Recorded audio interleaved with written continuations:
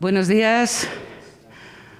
Muchas gracias por venir esta mañana en uno de los primeros foros de esta gran asamblea de Claxo. Me presento, yo soy Marga Ferré, soy la presidenta de Transform Europe, que es esa organización que ven ahí. Es una red de pensamiento crítico europeo que aglutina unos 38 centros de pensamiento crítico, fundaciones políticas, centros sindicales de 23 países europeos. Se lo digo porque mi punto de vista va a ser de un continente en guerra y sobre el que está cayendo, además, toda una ofensiva de rearme y de gasto militar que ustedes igual no están viendo todavía en América Latina, de esto hablaremos ahora, pero sirve de avanzadilla para los intereses que yo entiendo en cómo, en mi opinión personal, el capitalismo se está reconfigurando a través de una salida militar. O militarista, si quieren verlo. Transform Europe es un centro asociado a Claxo, tenemos varios trabajos colectivos, proyectos comunes, tenemos consorcios para analizar la extrema derecha y con este foro y con vuestra participación aquí nos gustaría continuar los análisis y los estudios de la paz más allá de las situaciones regionales, porque voy a aprovechar ahora esta primera intervención, luego ya no hablaré más. Hemos dividido el foro esta mañana en dos partes, ¿no? El primero es la idea de que la paz está en disputa. Y por eso hemos invitado al profesor Atilio Borón, muchísimas gracias por venir, y con nosotros está Amanda Luz del Gobierno de Colombia, de la Vicepresidencia, en un país que sabe mucho de construir paz, porque sabe mucho de violencia y de los discursos que acompañan la violencia, que es de lo que también vamos a hablar hoy. La paz está en disputa. Y posteriormente haremos una mesa en la que hablaremos de situaciones regionales, sobre todo la propuesta de México, de Sembrando Vida. Está aquí con nosotros Eleonora Betancourt, la directora de la Agencia de Cooperación de Colombia. Está con nosotros el director del International Peace Bureau, del Buró Internacional de la Paz, para hacer esa disputa de cómo construir la paz frente al discurso militarista. Yo, muy brevemente, en 3 minutos, quisiera abrir y darle paso también a los temas, a los dos conferencistas que importan aquí, que son ellos y no soy yo, sobre dos ideas. Bueno, yo soy pacifista, en serio. Y no es fácil ser pacifista en tiempos de guerra, no lo es. El discurso belicista siempre es un discurso que odia al otro, a un enemigo, a alguien diferente al que hay que atacar, a alguien cuya muerte no es llorable, alguien contra el que está justificado todo tipo de violencias, ¿no? Y ese es el principio básico que un pacifista no acepta. Para nosotros, todos los seres humanos somos libres e iguales, y esa idea de que el otro, el diferente, el monstruo al que debo combatir o que me amenaza, es el discurso fundamental que nosotros negamos. Y no lo hacemos ni de manera ingenua, que eso es una cosa que nos acusan mucho, miro mucho a Son porque es otro pacifista. Los pacifistas sois come flores, vais con florecitas pidiendo el amor en el mundo. Sí, el amor nos encanta, pero no somos ingenuos. Estudiamos la industria militar, sabemos lo que hay detrás, estudiamos el capitalismo, entendemos que las violencias no se solucionan con más violencia o con discursos que tienen mucho que ver con la extrema derecha, con un patriarcado violento, con un imperialismo que necesita justificarse frente a la idea de un otro o la defensa del privilegio. Y sobre todo, y lo más importante, es que no aceptamos el conmigo o contra mí.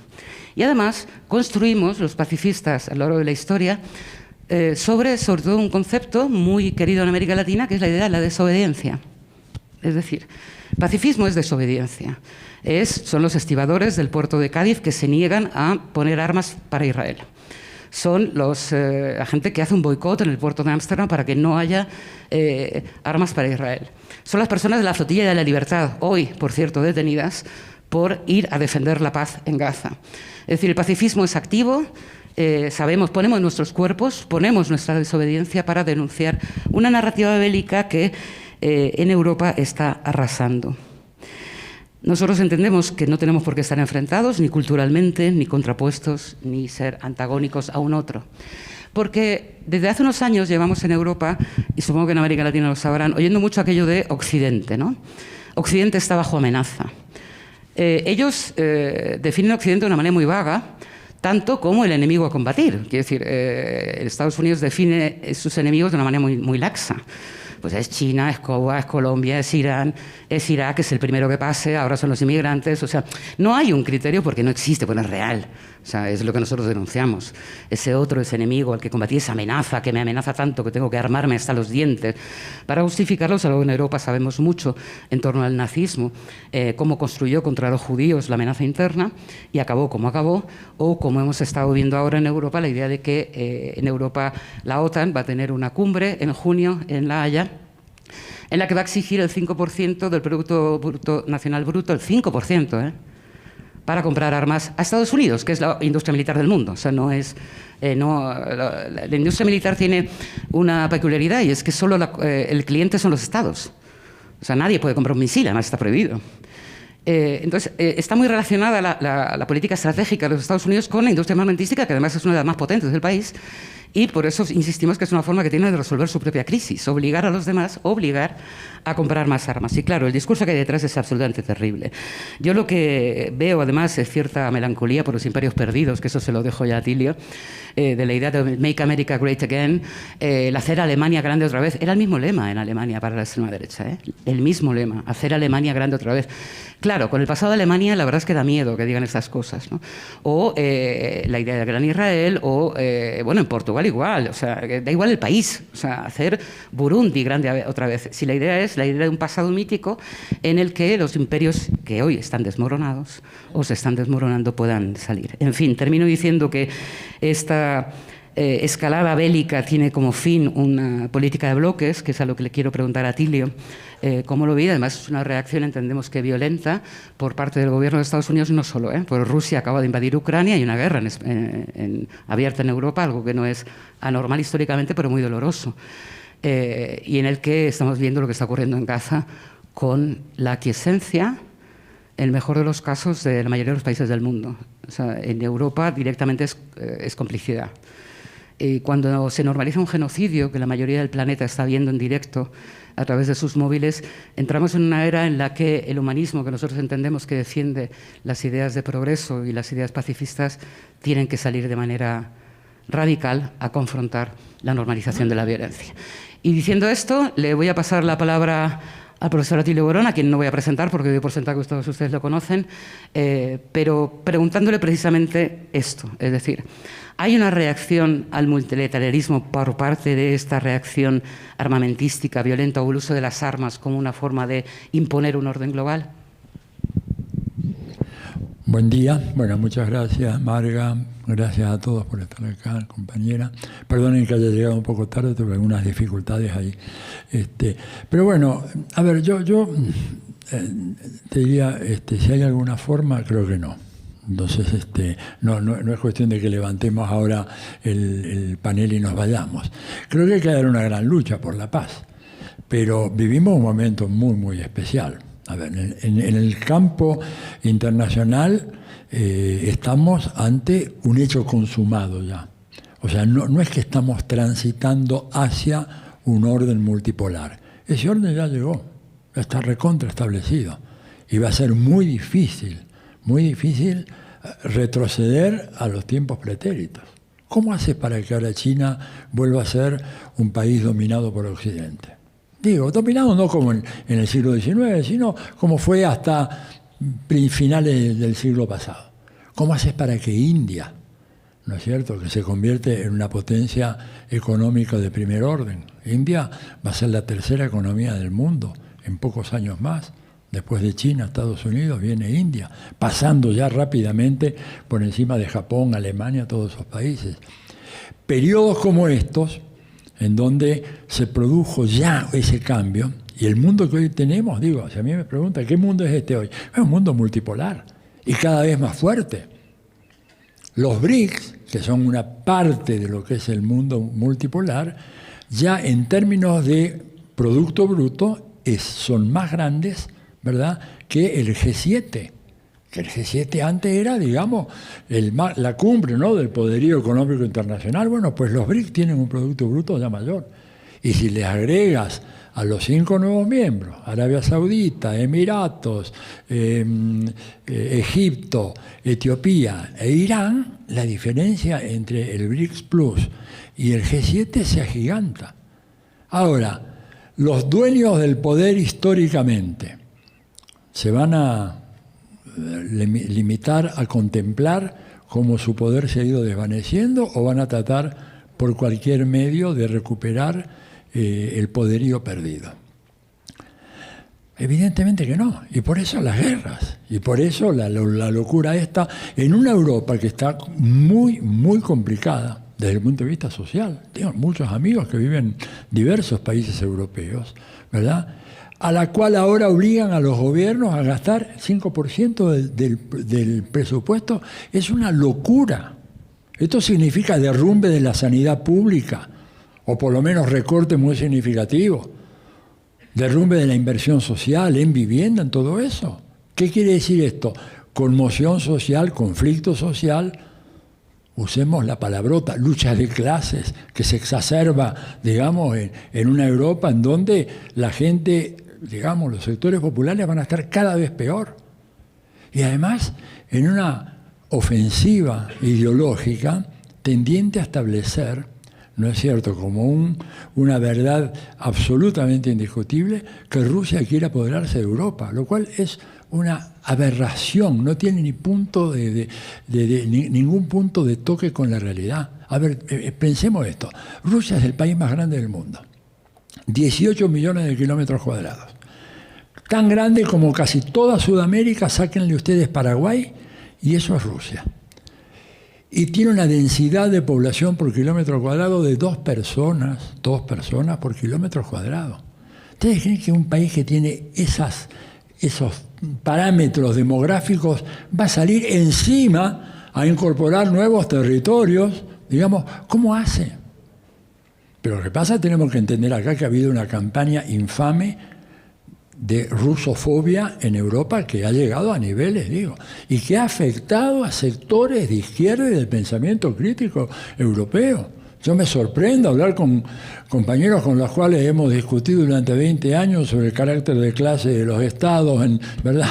Ahí, con Beatriz tenemos muchos amigos comunes y que están absolutamente convencidos de que Rusia es el peligro, la amenaza existencial para Europa. ¿Cómo los convencieron de eso? ¿Por qué no leen a Kissinger? ¿Qué dijo Kissinger? Una frase memorable de él. Dijo, pocas cosas son más peligrosas para un país que ser amigo de los Estados Unidos. Eso dijo Kissinger.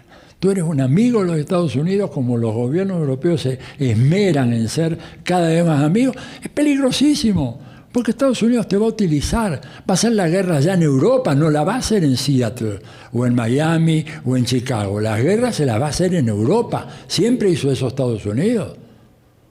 Las guerras las hace allá, que se jodan los europeos, que se maten, que se mueran, ¿no es cierto?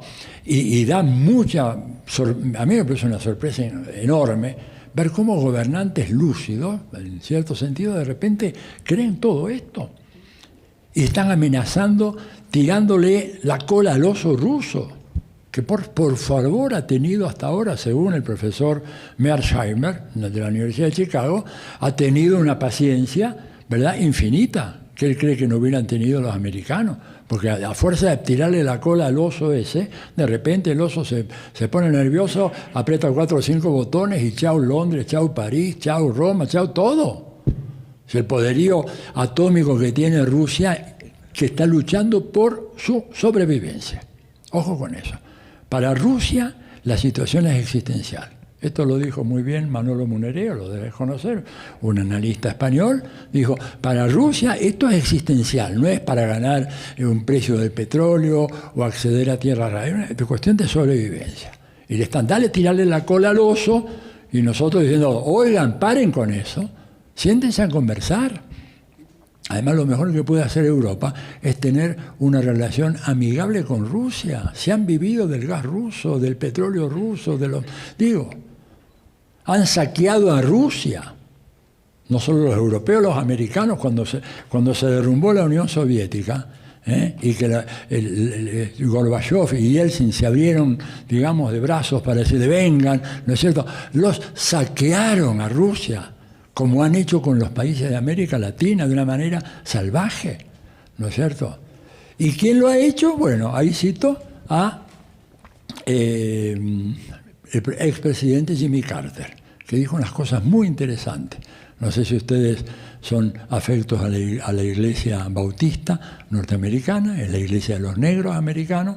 A esa iglesia pertenecía Jimmy Carter, en su pueblito. Él vivió toda la vida en un pueblo, era un hombre muy, muy austero. Vivió siempre en un pueblito chico de Georgia que se llama Plains.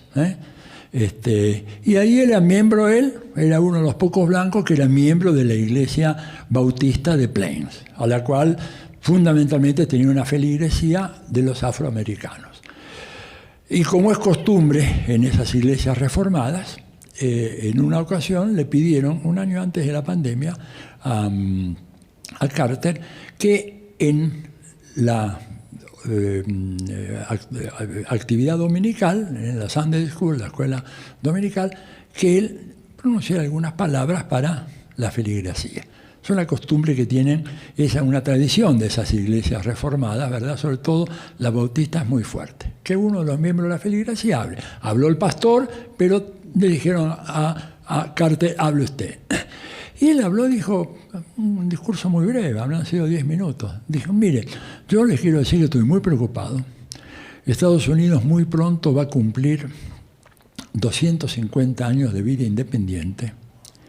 Y de esos 250 años, tan solo 19 años no estuvimos librando guerras en el exterior. Eso dijo, realmente. 19 años solamente hemos estado sin librar guerra en África, en Asia, en América Latina, en Europa, donde sea. Y por eso estamos perdiendo la carrera tecnológica, dijo.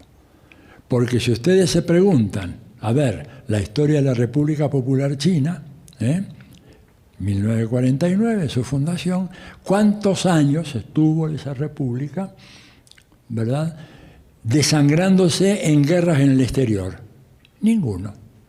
Y eso es lo que explica que ellos, en muchos terrenos de la tecnología, estén más avanzados que nosotros, mucho más avanzados que nosotros.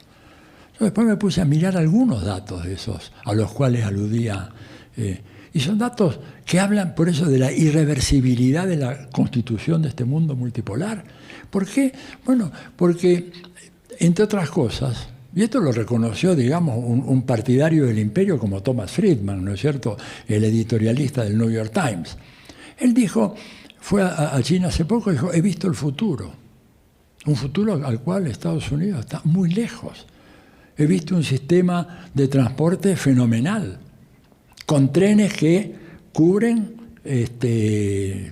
tienen más de 35.000 kilómetros de vías férreas de alta velocidad. Y nosotros, dijo, tenemos 1.280 en el corredor de New England, de Boston hasta Washington.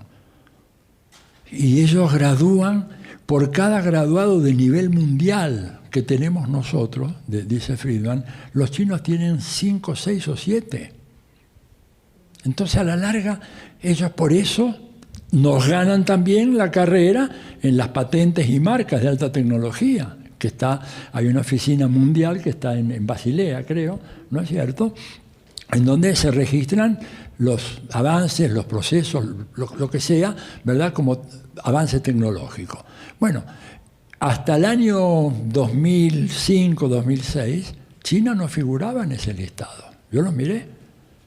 Empieza a crecer un poquito en el 2011, 2012, en el 2014 se acerca a Estados Unidos y a partir del 2015 le saca a Estados Unidos una ventaja enorme. Una ventaja enorme. 25 o 30.000 patentes por encima de las que patenta Estados Unidos. Entonces cuando Trump dice, vengan para acá a trabajar, pero no tienen ni idea de lo que está hablando.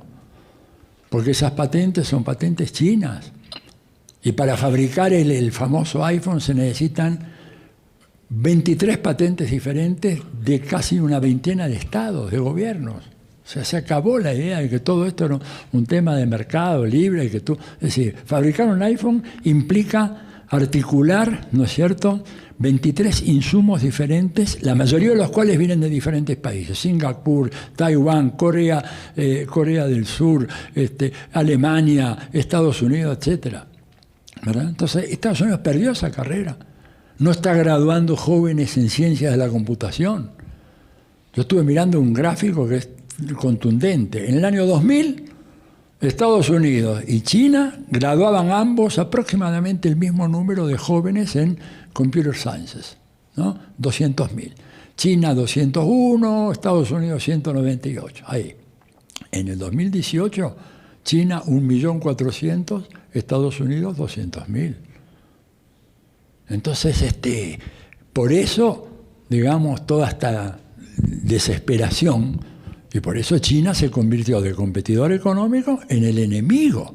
Ahora, cuando tú en documentos oficiales de tu gobierno pones que este país es mi enemigo, bueno, no es una declaración de guerra, pero casi, ¿verdad, Marga? Digo, porque dice así.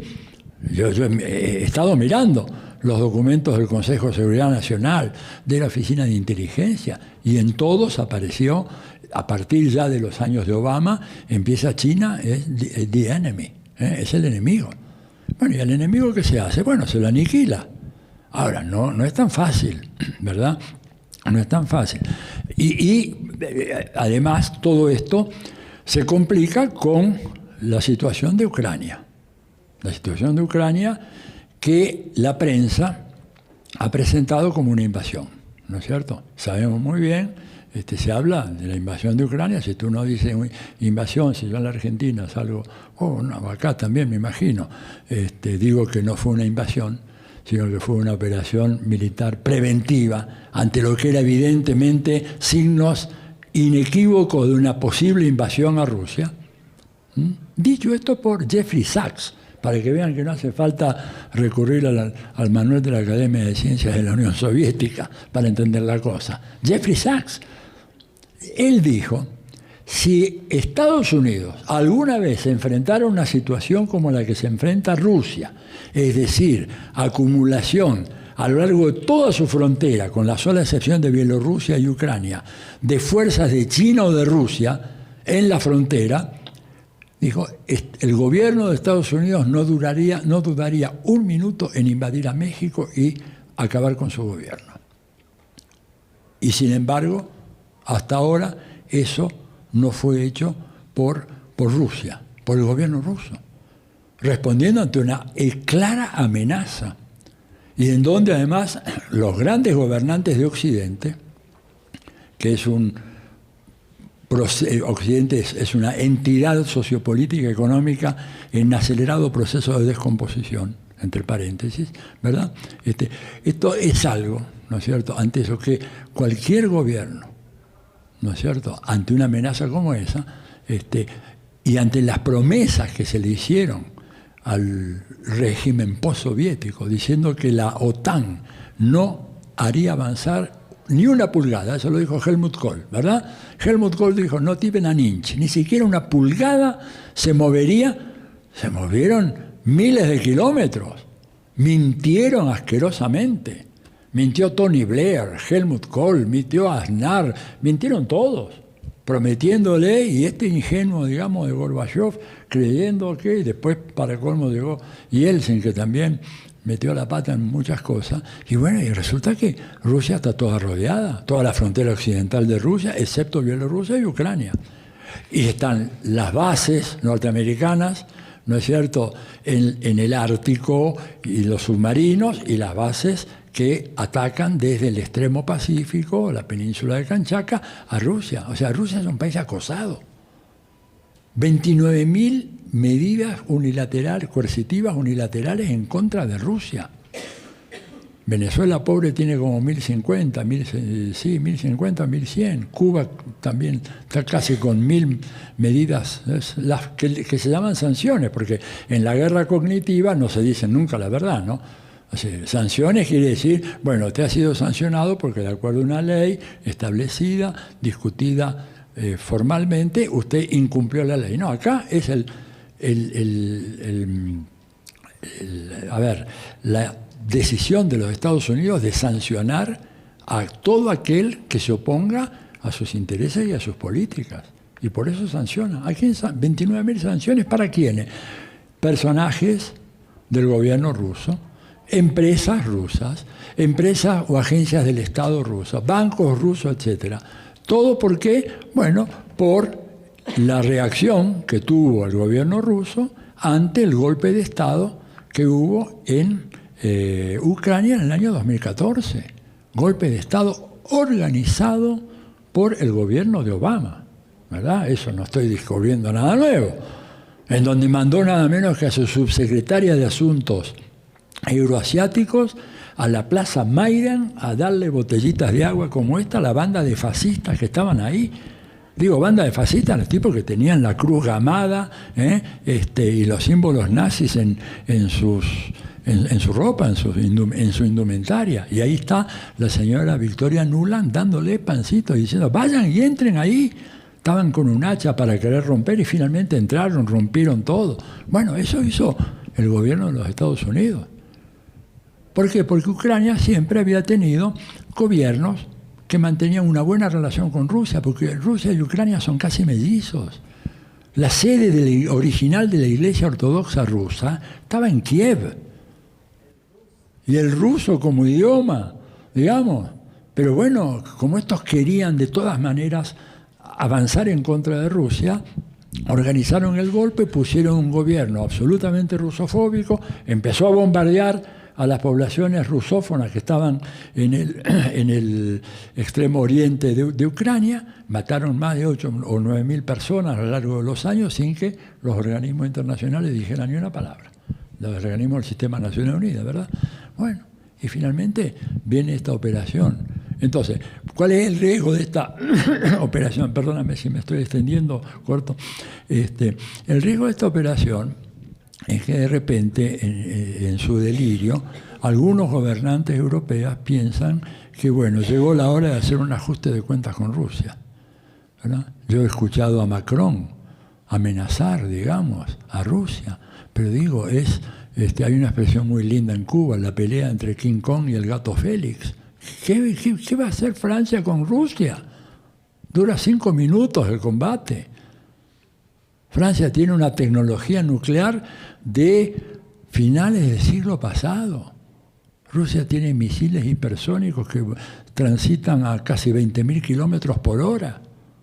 Hacen desaparecer a las ciudades francesas, si es que a Macron se le ocurre la locura de ser el primero en apretar el botón nuclear.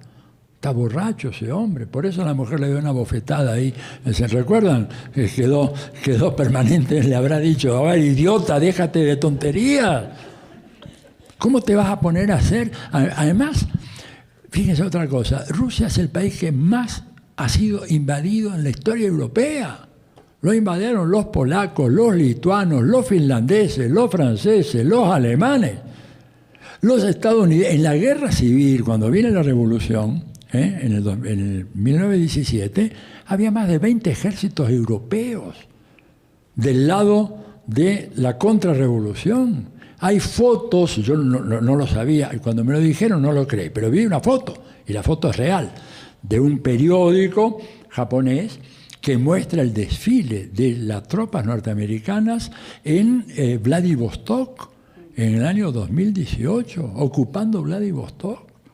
O sea, ese país que... Sí. No, sí, quiero que sigas hablando. Pero en esta segunda parte de intervención, que te voy a dar 10 minutos si te parece bien, me gustaría centrar todo lo mismo, pero en América Latina. Es decir, en esta nueva ofensiva, ¿no? Con Donald Trump, con Panamá, con México, Groenlandia, bueno, en fin. Si se percibe como una amenaza real, porque además es un continente que tiene muchas bases militares americanas, ¿no? O qué tipo de reacción también con los gobiernos de extrema derecha que existen. O sea, ¿cuál es tu análisis un poco del momento desde la visión latinoamericana también? Bien, me voy de Europa, entonces la dejo, ya está, ya es suficiente. A ver, bueno, llego a América Latina, pero hago un pequeño periplo. Y me voy entonces a Laos, ¿verdad? ¿Por qué me voy a Laos? Bueno, porque resulta que Laos es un país cuya constitución define al país como somos una república popular, socialista, comunista, maoísta, de partido único, etc. ¿No es cierto? y autoritario y me vale madre, hablando en mexicano, ¿ok? Bueno, ¿han visto ustedes alguna campaña internacional en contra del gobierno de Laos, pisoteando los derechos humanos, abominando la democracia? No. ¿Y por qué Laos puede hacer eso? Y si Maduro dice, qué sé yo, vamos a apropiar, no sé, la Chevron, se arma un incendio universal. ¿Saben por qué? Porque como me dijo una vez en un rasgo de sinceridad un analista americano, de los muy buenos, me dijo, Atilio, la verdad es esta. Dijo, fue él muy favorable a América Latina. Para la clase dominante norteamericana, el resto del mundo es un problema.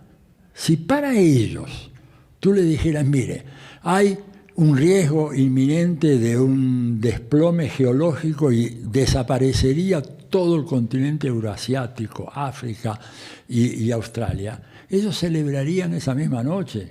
Irían ahí a Mar o Lago a brindar. ¿Por qué? Porque esos son problemas. Y me dijo así, para nuestra clase dirigente, las riquezas que tenemos en esta gran isla americana, que consideramos nuestra, es más que suficiente para mantener nuestro patrón de consumo, nuestro nivel de vida durante 200 años. ¿Para qué queremos todo este desmadre del Medio Oriente, las peleas en el sudeste asiático, el desastre africano, etcétera? Eso dijo en ellos. Entonces, ¿por qué doy la vuelta por Laos para entender esto? Porque América Latina es absolutamente fundamental para ellos, absolutamente fundamental. Y entonces van a apelar a cualquier método con tal de tenerla controlada. Ese método, en algunas ocasiones, más o menos se permite que sea medianamente no violento, pero por lo general es un recurso que apela a la violencia, a la represión, a mantener a las sociedades latinoamericanas como sociedades muy desiguales. Esto es un lugar común, el continente más desigual del mundo, ¿no es cierto? No porque acá haya pobres, más pobres todavía que los africanos, pero no hay los ricos, los súper ricos que tenemos acá en América Latina, por eso la desigualdad es inmensa. Entonces, Estados Unidos lo que está haciendo en estos momentos es tratar de reconquistar América Latina.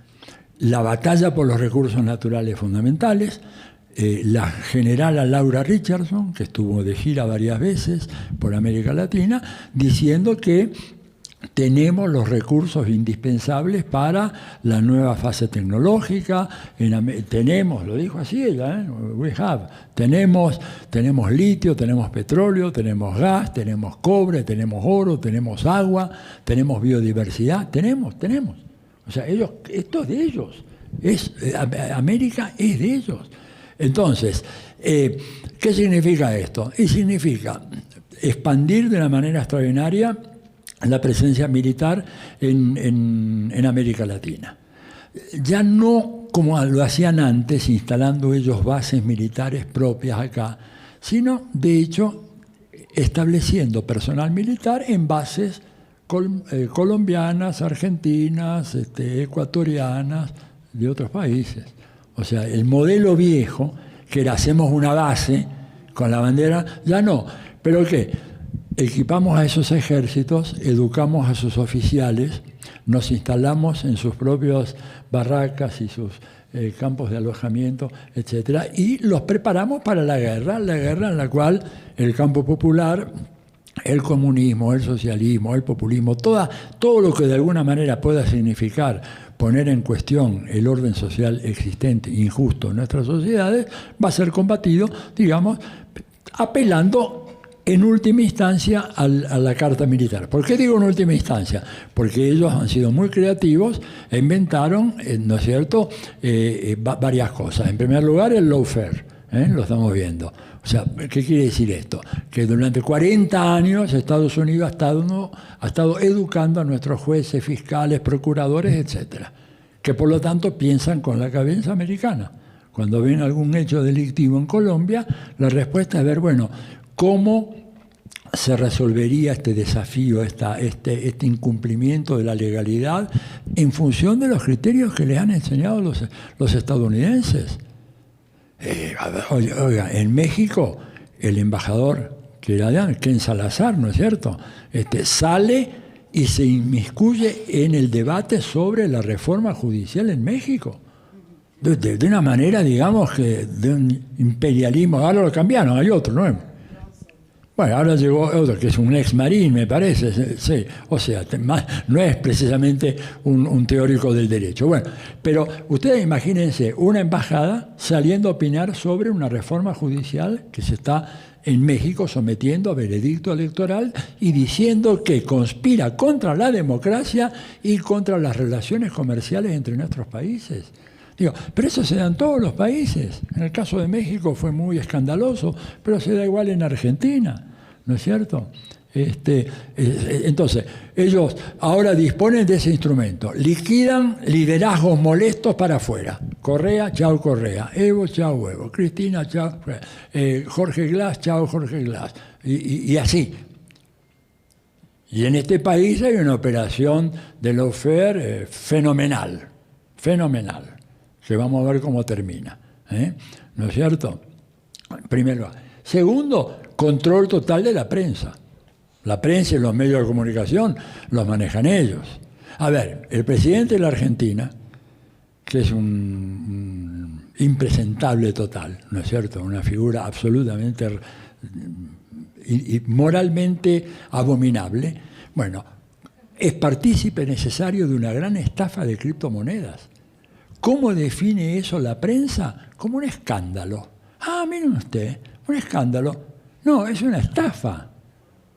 Lo escandaloso es que sea una estafa, pero toda la prensa habla del escándalo de las criptomonedas, porque claro, si es un escándalo ya no se sabe si es un delito o no es un delito, un escándalo, qué sé yo.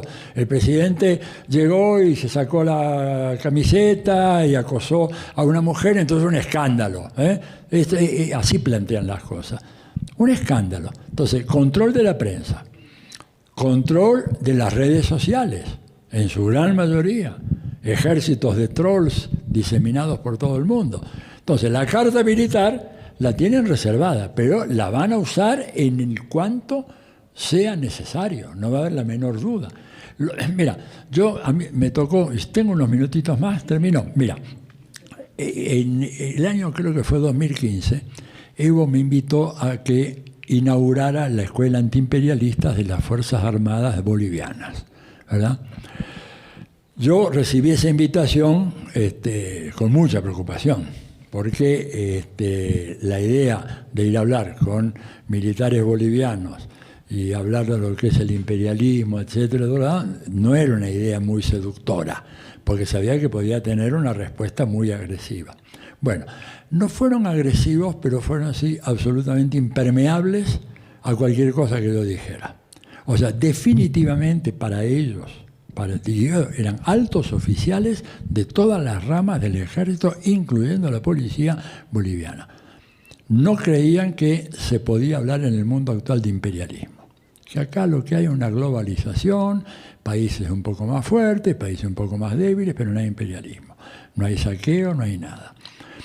Y entonces yo le ponía ejemplos sobre lo que significaba la dependencia militar en términos de equipamiento, porque quien te da el arma, de alguna manera te define el enemigo, ¿no es cierto?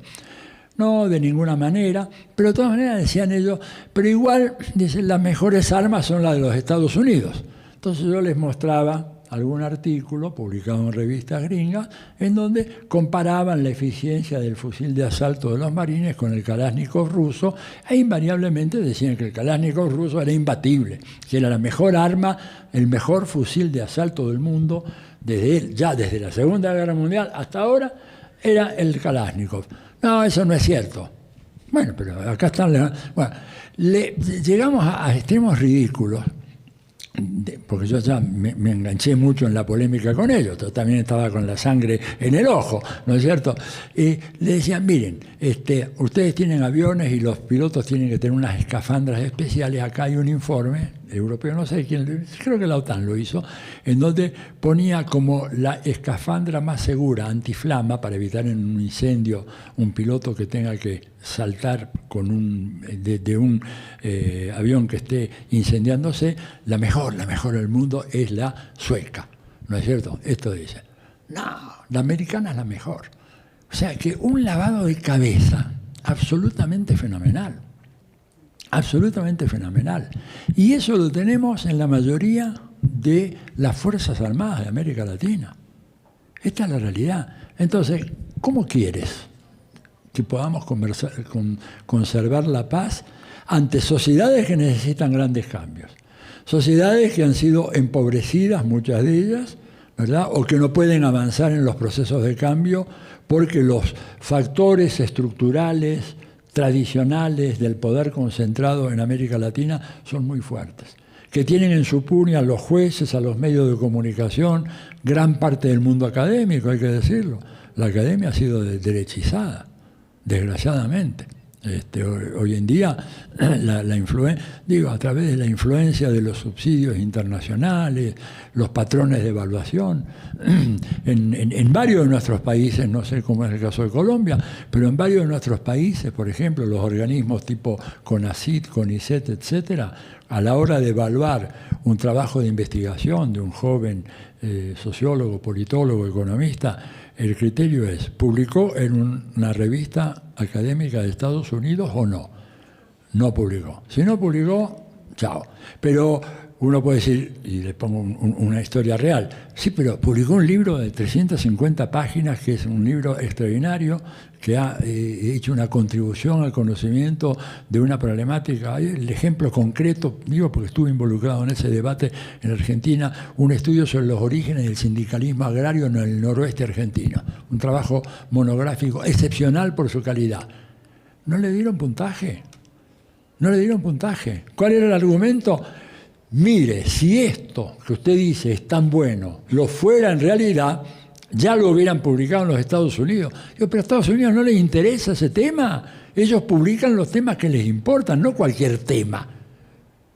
Y les puse un ejemplo que es irrebatible. Dije, mire, si ustedes revisan, por ejemplo, el New England Journal of Medicine, durante largos años, no van a ver un solo artículo dedicado al tema del Chagas. El mal del Chagas. Hay 50 millones de personas enfermas de Chagas en América Latina y el Caribe. Y de repente se comprueba que empieza a aparecer publicaciones sobre el Chagas en el New England Journal of Medicine. ¿Qué fue lo que pasó? ¿Cuál fue el misterio, el milagro? La migración dominicana y haitiana al Bronx, que hizo que junto con los migrantes llegaran las enfermedades. Y ahí sí, entonces, en Estados Unidos empiezan a estudiar el fenómeno del Chagas. Ahora sí, una última pregunta a ti, Leo. 5 minutos te voy a dar nomás, antes de que pasemos a que nos hable el Amanda. Hay una apropiación del conocimiento por parte de no solo de Estados Unidos, de las élites occidentales, porque en Europa también tenemos unas cuantas de estas, ¿no? Pero también hay una deconstrucción del derecho internacional. Una deconstrucción del derecho internacional, que lo estamos viendo, por supuesto, con el genocidio en Gaza, pero también con el incumplimiento sistemático de las resoluciones en cuanto a Cuba, en cuanto a... ¿Vale la pena que sigamos luchando por ese derecho internacional o abrimos espacios a otras conversaciones y a otros debates a futuro? Y yo creo que, yo creo que sí que vale la pena dar el debate, pero no me haría muchas ilusiones. Esto porque, el sistema internacional hoy es un sistema prácticamente jovesiano, en el sentido de que no hay reglas. Digo, tú puedes matar 50, 60 mil palestinos y no pasa absolutamente nada. No tienes ninguna culpa, no pagas por ese delito. Es un asesinato. Piensen que la gran mayoría son mujeres y niños. ¿Dónde está la Corte Internacional de Justicia? Y cuando aparece la Corte Penal Internacional, ¿no es cierto?, pidiendo la orden de captura, primero para Putin, por supuesto, primero Putin, después para Netanyahu, Netanyahu se encoge de hombros, toma un avión, se va a Washington, lo reciben con todas las formalidades del caso, cuando, si existiera ese orden legal internacional, Washington, al llegar Netanyahu, tendría que haberlo mandado en un avión, esposado, a La Haya, a que se presente ante la Corte Penal Internacional. Y no lo hizo. ¿Y por qué? Porque Estados Unidos no respeta el orden internacional. digamos, y es el primer violador del orden legal internacional. Entre otras cosas, porque solo una pequeñísima parte de los convenios a los cuales el gobierno de Estados Unidos adhirió fueron ratificados por el Senado de los Estados Unidos, por lo cual esos convenios no tienen ninguna validez. Esta es la vieja tesis que tiene Noam Chomsky, que debatiendo estas cosas, Chomsky decía, mire, no se hagan ninguna ilusión, el gobierno, Obama, quien sea, puede firmar un convenio magnífico, pero en la medida en que no sea ratificado por el Senado, eso no tiene absolutamente ningún valor legal, ni tiene capacidad de exigir el cumplimiento por parte del gobierno de Estados Unidos. Entonces, tenemos que dar la pelea, pero creo que ese reordenamiento mundial va a ser producto de este acomodo de fuerzas, y si este orden multipolar llega a establecerse, digamos, a poder traducirse ya en un ordenamiento legal, porque económicamente ya lo tiene, políticamente también, pero no legalmente. Las instituciones todavía legalmente son las del viejo régimen, entonces podríamos tener alguna esperanza de tener un orden legal más justo y equitativo. Muchísimas gracias, Atilo, por tu contribución. Gracias. Y seguimos en América Latina. Tenemos con nosotros a Luz Amanda Pasuy, ella es asesora del capítulo étnico de la Vicepresidencia de la República de Colombia. Habíamos invitado a Francia Márquez y Francia nos manda la magnífica presencia de Luz Amanda. Mi pregunta para iniciar la conversación contigo, te vas a tener 15 minutos para poder hablar, es, claro, desde un gobierno se ve de otra manera, ¿verdad?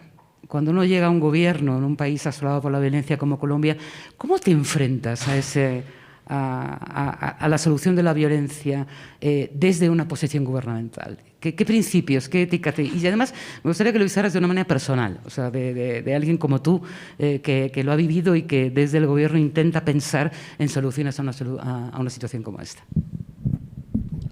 Muchas gracias.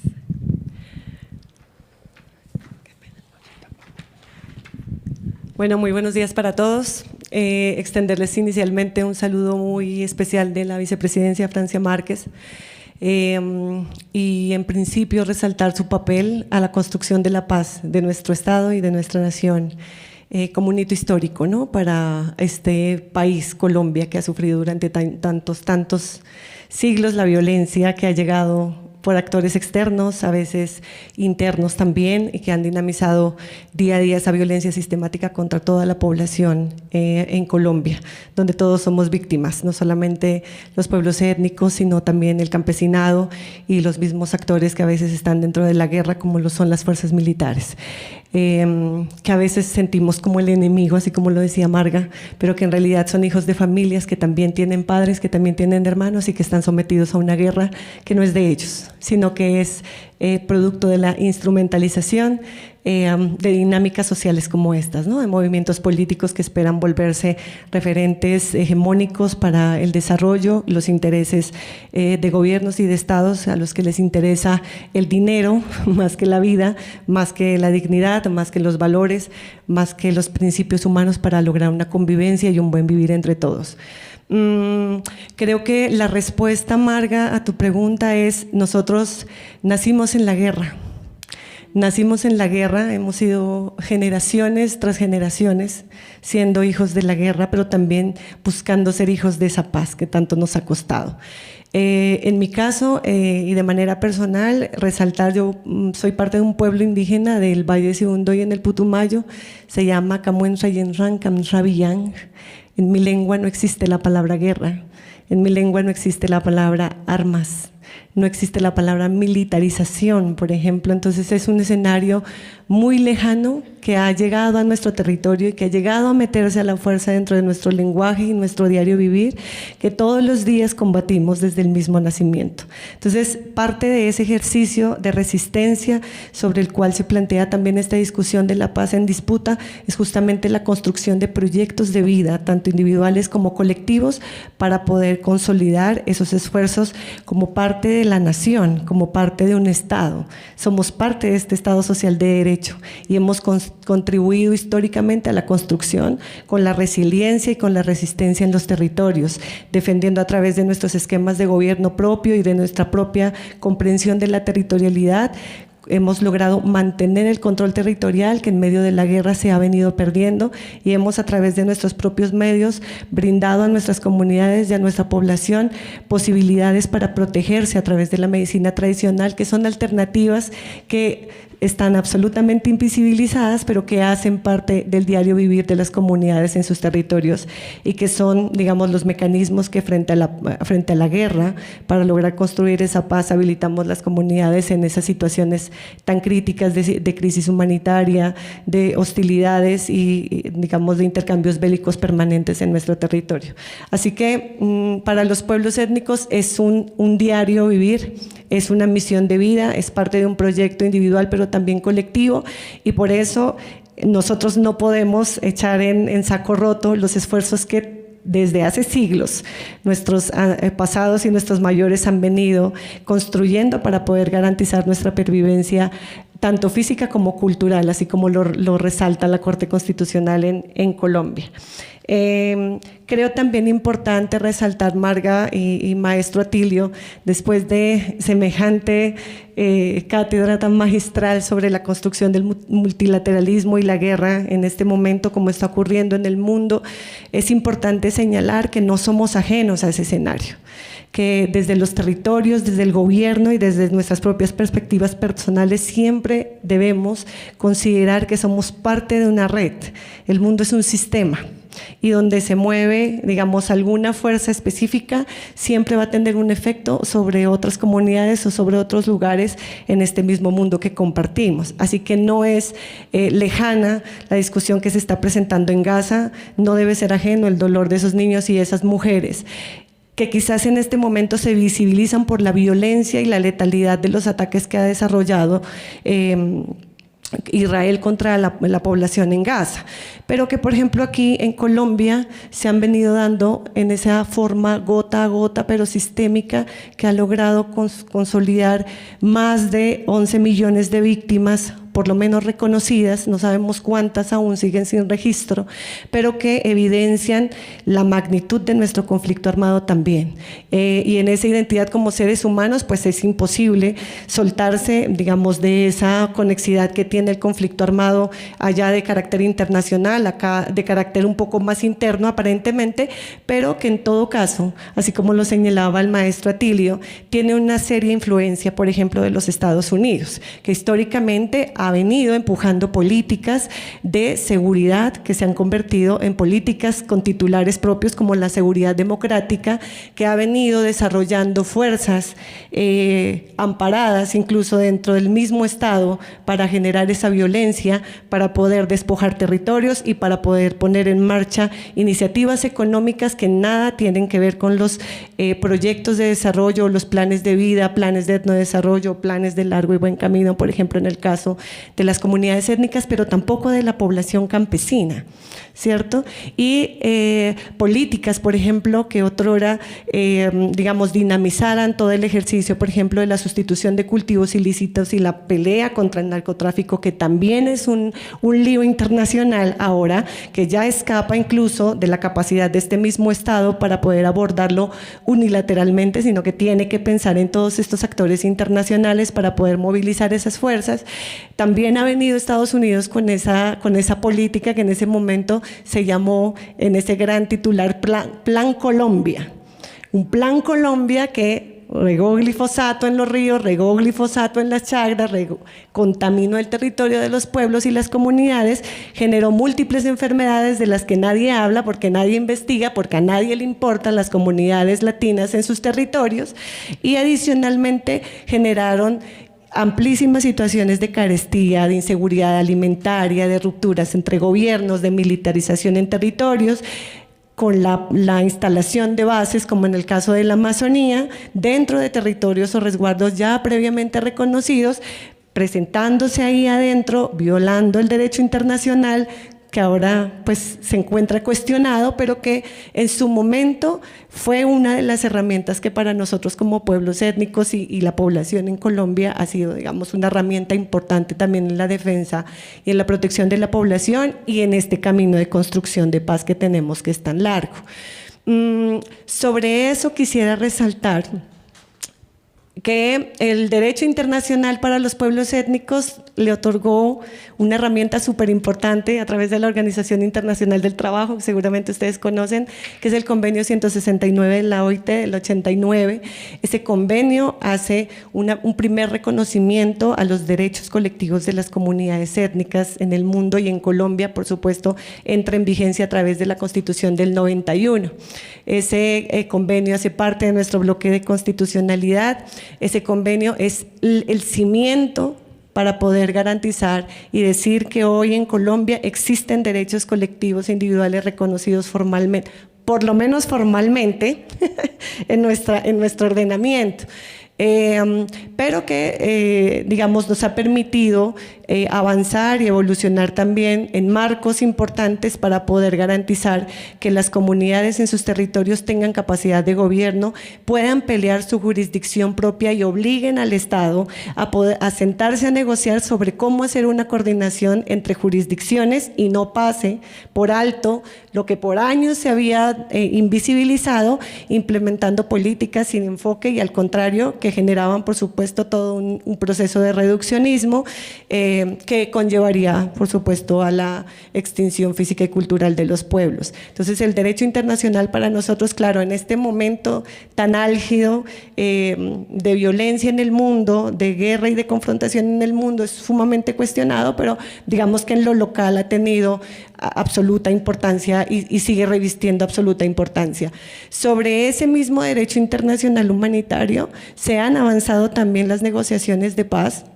El acuerdo de paz con las FARC justamente se firma y se eleva a tratado internacional en virtud del artículo 3º común, y por eso, digamos, se convierte en política de Estado, y es lo que finalmente permite que hoy por hoy, a pesar de que durante los primeros 7 años se hubiera tratado de volver trizas el acuerdo, hoy en este gobierno, que es un gobierno progresista, así como tú lo planteabas, Marga, podamos tener nuevas herramientas para defender esos ejercicios de paz, e incluso podamos, como pueblos étnicos, como pueblos campesinos, ahora también sujetos de especial protección constitucional, demandar una participación activa de las comunidades en sus territorios, con sus propias voces, con sus propias experiencias sobre su cuerpo, sobre su territorio de la guerra, demandar acciones de reparación, demandar acciones de protección, en un escenario que sigue siendo muy controversial porque hablamos de transición,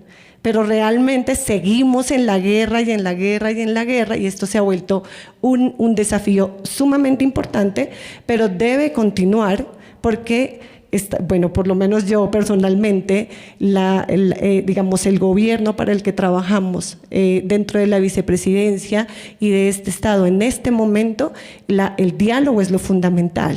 Y ese diálogo se habilita cuando entendemos que la militarización y la confrontación no conlleva sino a muertos, y donde la vida humana se vuelve una cosa desechable. Entonces, digamos que el derecho internacional fuertemente cuestionado hoy en lo internacional, para nosotros sigue contribuyendo y sigue aportando a la consolidación de esas propuestas y apuestas para la paz. Los pueblos étnicos han venido reiterando en repetidas ocasiones, incluso en nuestra última movilización, porque así como lo planteabas hace un rato, en últimas el pacifismo, el progresismo y la movilización social han sido lo que han permitido consolidar procesos de paz en territorios tan críticos como estos, donde la pobreza es histórica, donde la marginalidad es un hecho recurrente, sistemático y permanente, donde la discriminación y el racismo han excluido y han dejado completamente empobrecidas a las comunidades, expropiadas de sus territorios, expropiadas de sus derechos. Entonces, para nosotros sí es una apuesta muy importante continuar este diálogo sobre el derecho internacional. Seguramente habrán circunstancias en las que vamos a tener que confrontar también esta capacidad que tenemos como Estado para sobrevivir sin otros. Eso lo planteaba, por ejemplo, nuestro presidente en un primer Consejo de Ministros, cuando se cuestionaba cómo es que Estados Unidos financiaba al equipo y al personal que estaba en nuestras fronteras cuidando nuestro territorio, cuando era financiado de Estados Unidos, y él decía lo que todo el mundo consideró muy impopular, porque los medios hacen eso. Porque es que nuestro Estado, nuestra soberanía, nuestra seguridad está en manos de otro. Entonces, seguramente en esta discusión tan amplia que está planteada por allá en Gaza, que está planteada por allá en Rusia, realmente va a haber un ejercicio acá también de incidencia que tendremos que alistar para poder recibir de manera efectiva, de manera adecuada, porque también seremos sujetos seguramente de esa observación de Estados Unidos que permanentemente ha querido, digamos, mantener su control y su poder aquí en este territorio y en toda Latinoamérica, porque finalmente acá están también muchos de los recursos de interés para ellos. El agua es uno de esos recursos, la discusión sobre la minería, cómo vamos a confrontar todo el tema de la explotación de los recursos naturales en este contexto, cuando tengamos una perspectiva tan fuerte como la que se nos avecina, donde el progresismo, para quien construyeron una estela muy impopular de todas sus acciones, de todos los diálogos que se han intentado hacer, digamos, del posicionamiento incluso de los movimientos sociales, incluyendo los movimientos étnicos y la estigmatización de líderes y derechos, y de la protesta social en sí misma, se ha visto tan atacada y tan perseguida, ¿no? ¿Qué vamos a hacer al final de este gobierno, que es un gobierno que tiene un corte que es diferente a todos los gobiernos que hemos tenido en Colombia? Porque la extrema derecha se está fortaleciendo, porque el poder, digamos, se va a intentar recuperar, porque todos los avances en términos normativos, en términos sociales, incluso todas esas ayudas que son absolutamente locales para poblaciones como por ejemplo de la tercera edad, que han logrado llegar ahora, se devuelvan y se echen para atrás. Entonces, ¿cómo vamos a confrontar? Es nuestro gran reto ahora. Hemos tenido, digamos, un gran camino, hemos tenido, digamos, grandes avances.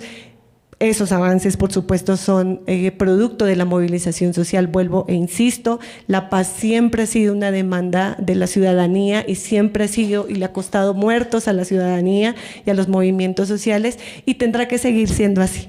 Así que desde la parte más comunitaria, más personal, más colectiva, digamos que seguimos creyendo en que el diálogo es la forma, seguimos creyendo en que la garantía del derecho y la formulación de políticas participativamente es una de las recetas para la construcción de paz, pero también sabemos que se avecinan momentos difíciles que debemos prepararnos y por eso, digamos, una de los grandes retos del Estado y del gobierno antes de cerrar este ciclo es consolidar todos aquellos marcos tanto normativos como de política pública, como todos los arreglos institucionales que se puedan para favorecer la continuidad de esa construcción de paz creada participativamente y a través de los diálogos que ahora se están desarrollando. Muchas personas no creen en la paz como se está dando ahora, regionalizada, sin cese al fuego, con acuerdos parciales que, digamos, no son una receta mágica o única, ¿cierto? Porque todo el mundo pensaba antes que hasta que no estuviera todo negociado, entonces no se firmaba nada. Ahora no, ahora tenemos procesos que son más regionalizados a través de maquetas que son más territoriales, donde hay acuerdos que se van cumpliendo gradualmente y otros que van más despacio porque necesitan de estos arreglos institucionales para que no haya retroceso en garantía de derechos. Así que creo que el reto más importante en este momento para el gobierno es justamente trabajarlo desde ahí, garantizar dentro de la legalidad, la legitimidad y los marcos normativos institucionales del Estado la posibilidad de que todos esos avances que se han dado en esta construcción sigan adelante.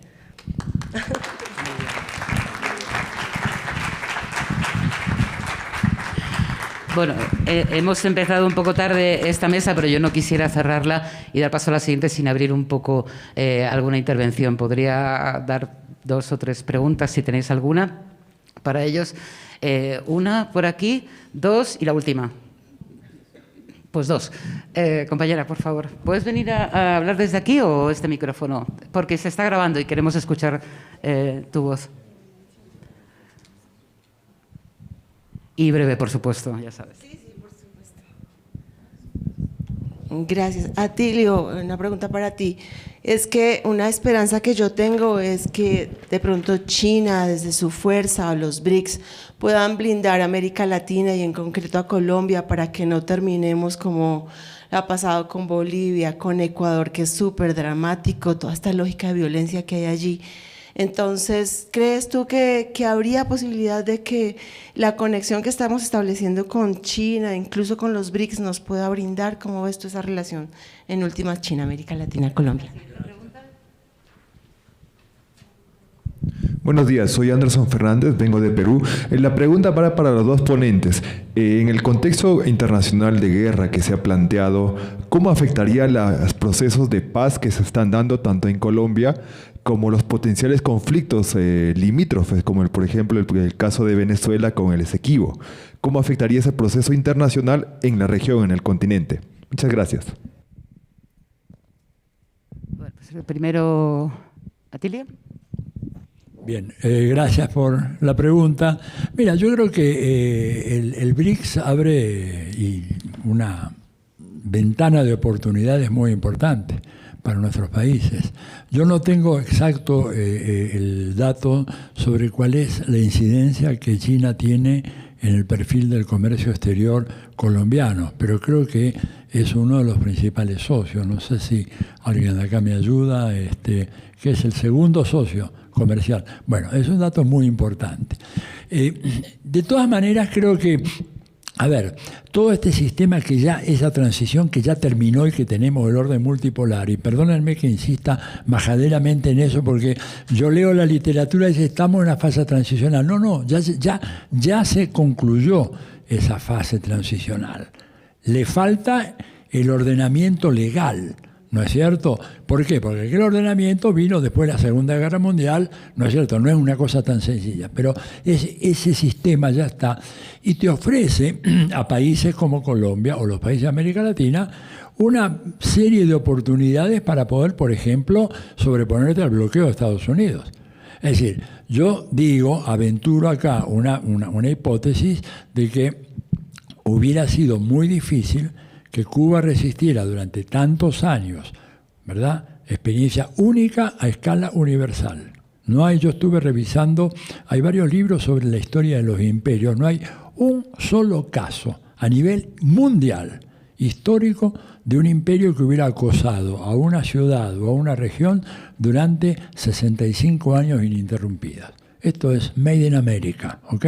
No hay otro caso. Bueno, en parte su sobrevivencia de Cuba, muy difícil, y ahora hecha más difícil todavía, ¿verdad? Porque tenemos como secretario de Estado nada menos que a Marcos Rubio, que es un personaje mediocre, ¿no es cierto?, pero cuya misión en la vida es haber sido el arquitecto del derrumbe del gobierno revolucionario cubano. Es lo único que él quiere y para lo cual está trabajando. Pero bueno, vuelvo al tema. El apoyo que significó, que todavía significa hoy, que da China, ¿no es cierto?, que da Rusia a Cuba, y que estos países también le dan a Venezuela, no nos olvidemos de eso, es un dato absolutamente fundamental de esta época. Ahora, hay que tener cuidado también, porque mucha gente está planteando, por ejemplo, la tesis de que, bueno, en este nuevo escenario internacional, este nuevo tablero del ajedrez mundial, como decía Brzezinski, hay un nuevo imperialismo. Yo ya he escuchado muchas veces, ¿verdad?, debates bastante diciendo, bueno, tú lo que quieres es reemplazar un imperialismo al cual detestas por el otro. Bueno, China no tiene ninguna condición, ninguna posibilidad, aunque lo deseara, de convertirse en una potencia imperialista. Va a ser, obviamente, un gran actor económico y un negociador económico formidable. O sea, China, digamos, no se olviden de que China inventó el comercio mundial en el siglo XII.